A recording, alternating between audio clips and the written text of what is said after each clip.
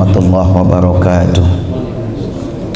Al-Fatihah biniyatil qabul wa tamami kulli suli wa ma'mul wa biniyati salahi syana zahiran wa batinan wa biniyati anna Allahal karim yaftahu alaina futuhal arifin wa yufaqihuna fid din wa yarzuquna kamalal ikhlasi wal yaqin. Summa ila ruhi khususan mu'allifi hadzal kitab Asy'al Allama Hujjatul Islam Al-Imam Al-Ghazali. Summa ila ruhi masyayikhina wa muallimina fid din. Summa ila arwahi abaina wa ummahatina. Summa ila arwahi jami' amwatil muslimin.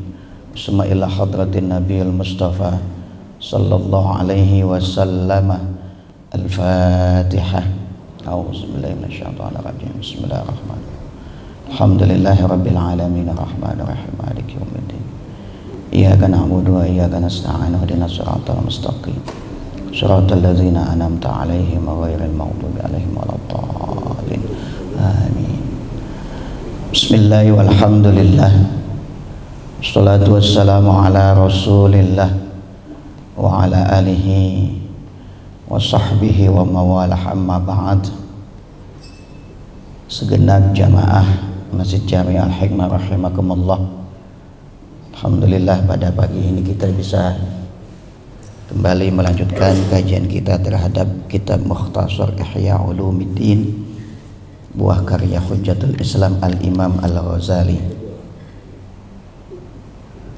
Yang lalu kita masih membahas tentang bagaimana memahami secara benar ayat-ayat Al-Quran yang masih samar, sehingga kita mendapatkan pemahaman yang baik dan utuh. Ini sebelum masuk ke tentang zikir. Oh, masih ada ya. Okay. Jadi karena Al-Quran itu memiliki makna lahiriah dan makna batin, dan juga ada batasan, ada matlak, maka lahirlah disiplin ilmu yang nama disiplin tafsir Al-Quran. Jadi mau tidak mau, kalau kita tidak punya alat ilmu untuk memahami Al-Quran, kita belajar melalui ulama Al-Quran.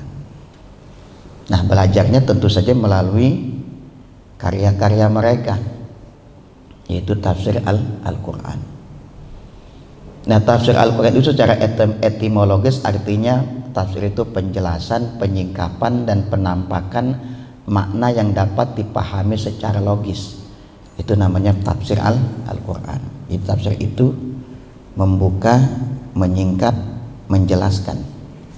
Secara istilah, tafsir Al-Quran adalah ilmu yang membahas tentang cara memahami redaksi Al-Quran, dan juga ilmu yang membahas tentang penjelasan terhadap makna Al-Quran dan penyimpulan hukum dan hikmah dari ayat Al-Quran tersebut.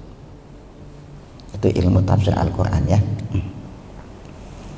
Nah, kalau kita belajar tafsir Al-Quran, seperti sering saya sampaikan, yang sampai kita belajar tafsir Al-Quran itu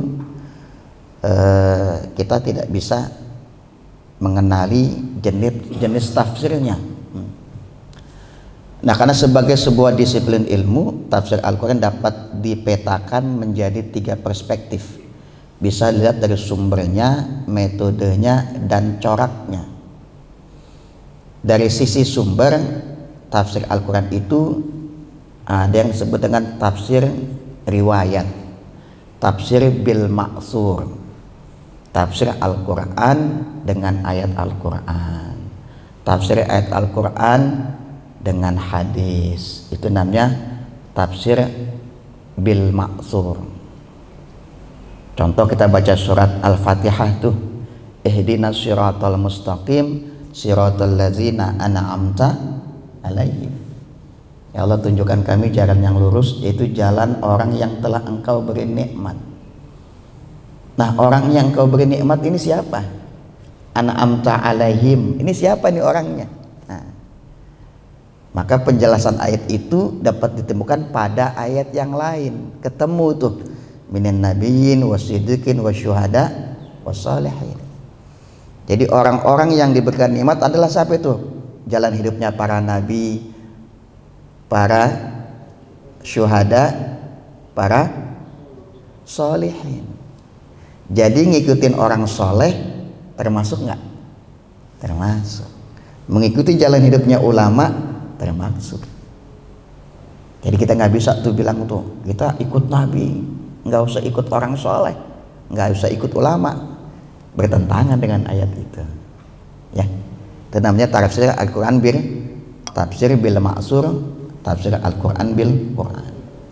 Dan juga tafsir isyarat, tafsir bil isyari. Ini ayat isyaratnya kemana? Contoh tafsir isyarat itu misalkan ketika membahas tentang Bismillahirrahmanirrahim. Bismillahirrahmanirrahim itu kan dimulai dari huruf ba, ya. Huruf ba kenapa ada titiknya? Dan kenapa titiknya di bawah? Kan huruf pertama yang diucapkan ruhani kita, ruh kita adalah huruf ba. Ketika Allah mengatakan alastu birabbikum, bukankah aku Tuhanmu, maka ruh itu menjawab bala, betul, huruf ba. Jadi huruf ba itu memiliki keistimewaan. Misalkan ini contoh isyaratnya, kenapa huruf ba itu titiknya di bawah? Itu menandakan huruf ba itu huruf yang tawadhu. Titik itu kan simbol kehebatan, simbol jabatan, simbol pangkat. Biasanya kan kalau kita punya simbol keistimewaan pangkat, kita taruh di atas, gitu ya, pakai peci, pakai penutup kepala, pakai mahkota, itu kan di atas ya. Ba itu di bawah, titiknya di bawah, sengaja titiknya satu. Huruf ba itu bisa di awal, bisa di tengah, bisa di belakang, betul nggak? Ada huruf itu yang nggak bisa di depan, bisa di tengah, nggak bisa di belakang, bisa. Huruf ba itu semua dia bisa, mau ditempatkan di awal bisa, di tengah bisa, di belakang bisa. Jadi orang yang punya karakter huruf ba ini ya dia fleksibel, boleh di depan, boleh di tengah, boleh di belakang. Yang penting bermanfaat. Itu tafsir bil isyari. Oh, macam-macam lanjutannya.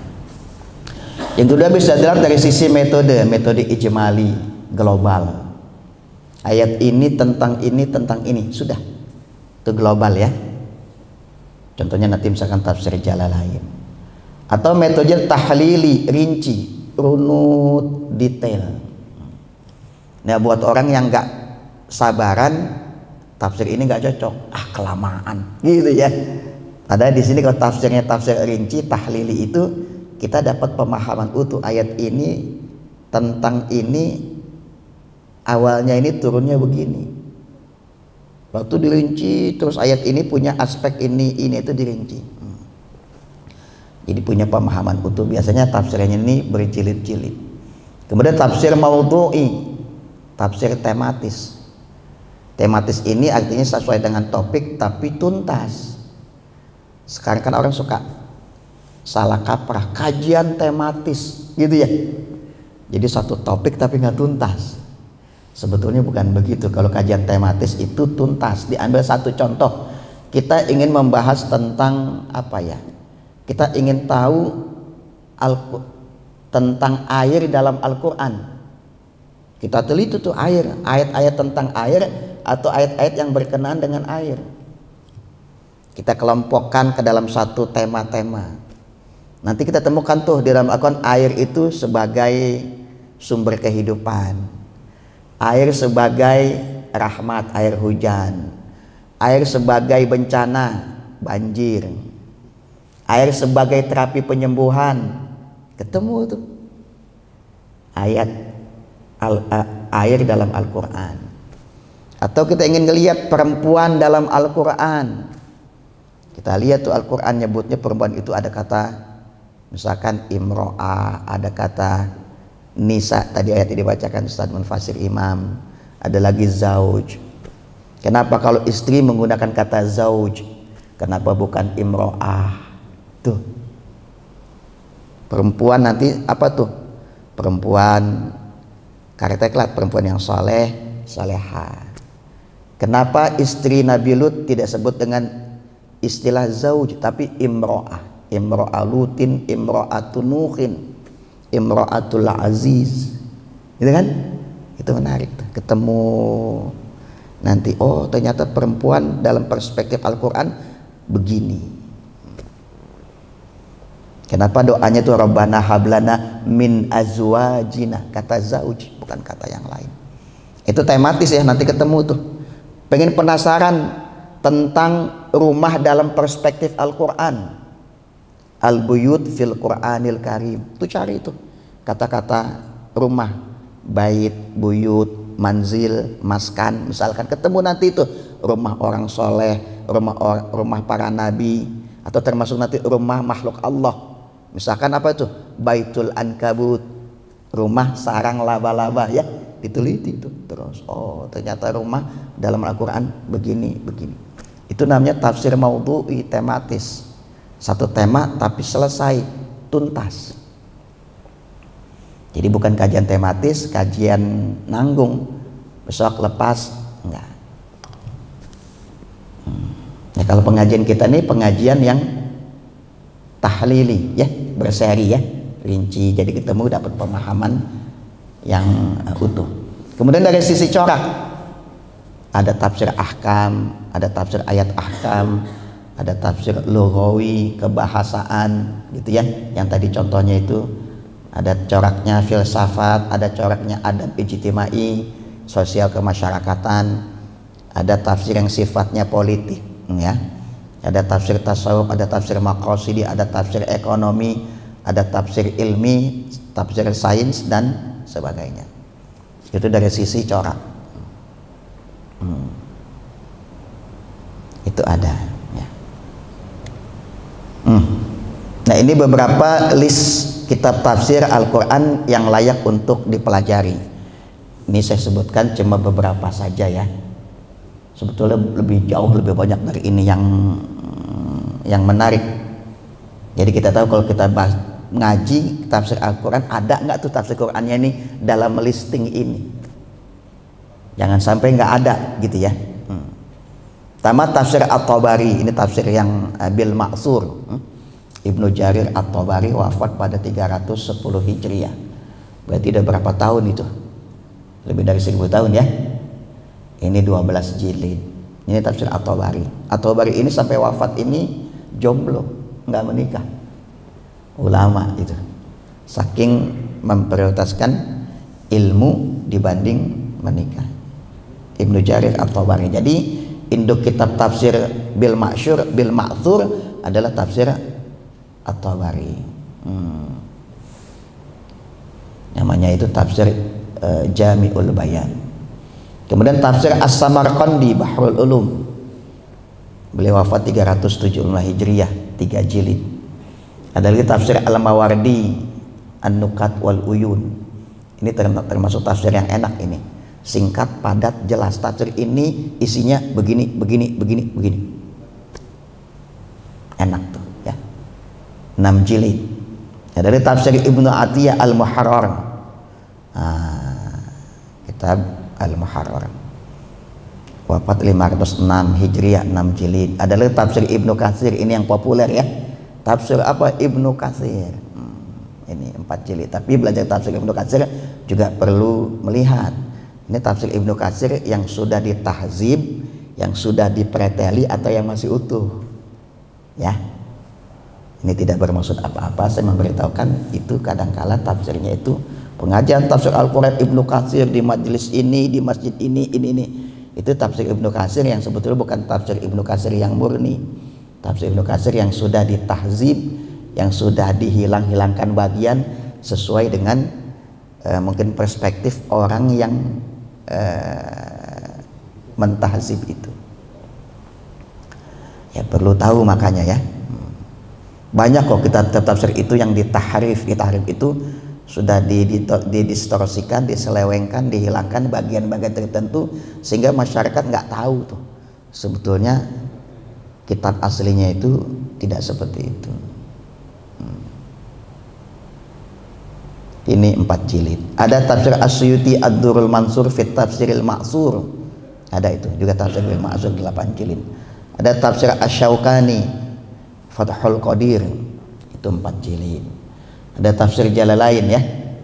Jalalain itu artinya 2 jalal. Jalaluddin Al-Mahalli dan Jalaluddin As-Suyuti. Murid dan guru. Gurunya itu menurut kitab tafsir enggak selesai wafat diteruskan oleh muridnya. Jalaluddin As-Suyuti, makanya tafsir Jalalain. Ini tafsir yang sifatnya ijmali, global. Ayat ini begini, nggak bertele-tele, cocok buat orang yang praktis.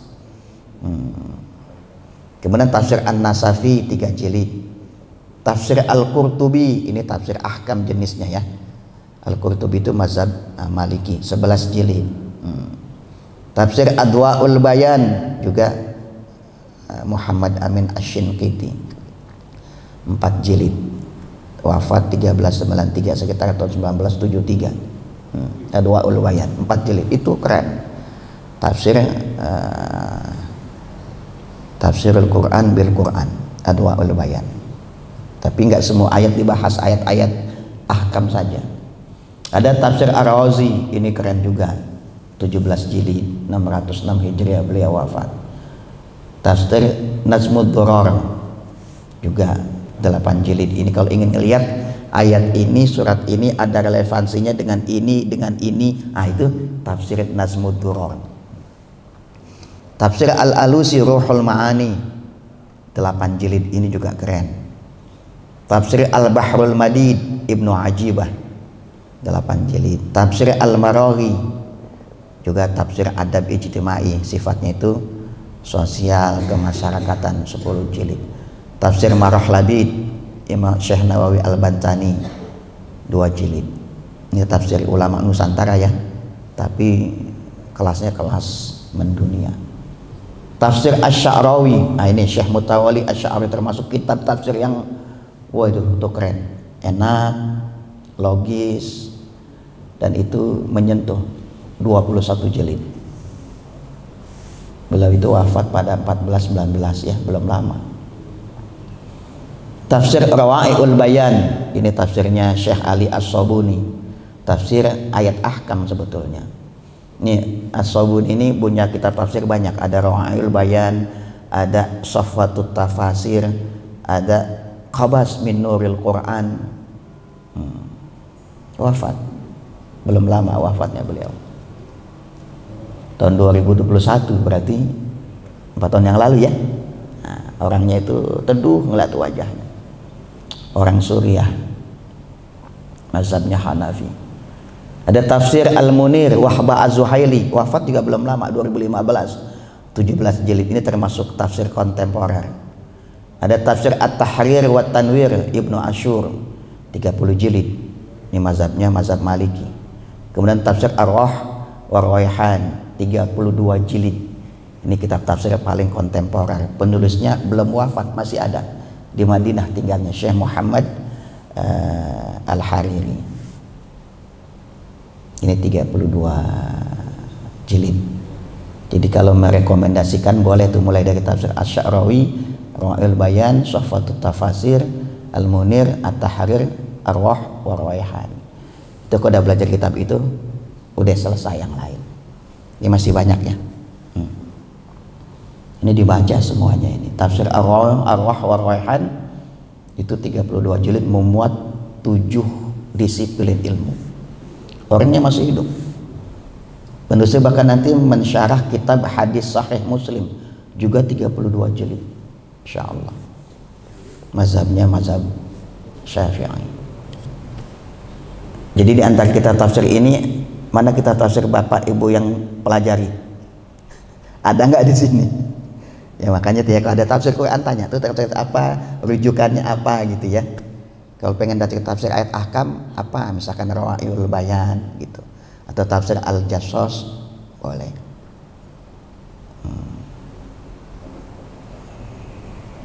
Sebab kan ada hadis Rasul man fassara al-Qur'an bi ra'yih falyatabawa maq'adahu finnar.